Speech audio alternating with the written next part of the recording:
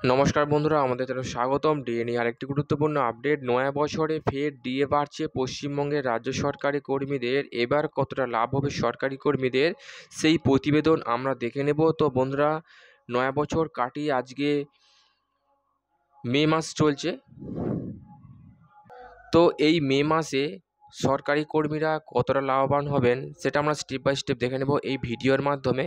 তো অবশ্যই আপনারা ভিডিওটি স্কিপ না করে অবশ্যই পুরোটা দেখবেন। তো তার আগে বলে রাখি, যে সকল বন্ধুরা আমাদের চ্যানেলে নতুন, আমাদের চ্যানেলটির পাশে সাবস্ক্রাইব করার পর পাশের যে বেল আইকন সেটিও প্রেস করবেন। লেটেস্ট ভিডিও আপডেটগুলি সবার আগে পেয়ে যাবেন। দেখে নেব আজকে ডিএ সংক্রান্ত গুরুত্বপূর্ণ আপডেটটি। পশ্চিমবঙ্গের রাজ্য সরকারি কর্মীদের মহার্ঘ ভাতা ডিয়ারনেস অ্যালাউন্স বা ডিএ বাড়তে চলেছে।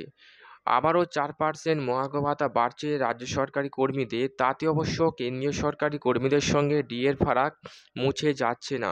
2024 সালের জানুয়ারি থেকে বর্ধিত ডিএ কেন্দ্রীয় সরকারি কর্মীদের সপ্তম বেতন কমিশনের অধীন আওতায় 50% হারে মহার্ঘ ভাতা পাচ্ছেন।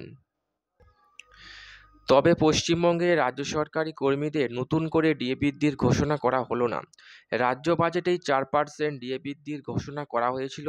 সেই সময় অর্থমন্ত্রী চন্দ্রিমা ভট্টাচার্য জানিয়েছিলেন যে 2024 সালের মে থেকে সেই বর্ধিত ডিএ কার্যকর হবে। অর্থাৎ ফেব্রুয়ারিতে ঘোষণা করা হলেও নয়া অর্থবর্ষ থেকেই সেই ডিএ কার্যকর হবে এমনটি জানিয়েছেন রাজ্যের অর্থ প্রতিমন্ত্রী চন্দ্রিমা ভট্টাচার্য। সেক্ষেত্রে 2024 সালের মে থেকে পশ্চিমবঙ্গের রাজ্য সরকারি কর্মীরা ষষ্ঠ বেতন কমিশনের আওতায় 14% হারে মহার্ঘ ভাতা বা ডিয়ারনেস অ্যালাউন্স পাবেন। অর্থাৎ বেসিক স্যালারির 14% হারে মহার্ঘ ভাতা পাবেন পশ্চিমবঙ্গের রাজ্য সরকারি কর্মীরা। আপাতত সরকারি কর্মীরা 10% হারে ডিএ পাচ্ছেন মে মাস, অর্থাৎ এই মাস থেকে 14% হারে ডিএ পাবেন পশ্চিমবঙ্গের সরকারি কর্মীরা। আবারও নতুন করে ডিএ বৃদ্ধির চিন্তাভাবনা করছেন মুখ্যমন্ত্রী মমতা বন্দ্যোপাধ্যায় ভোটের মরশুমে।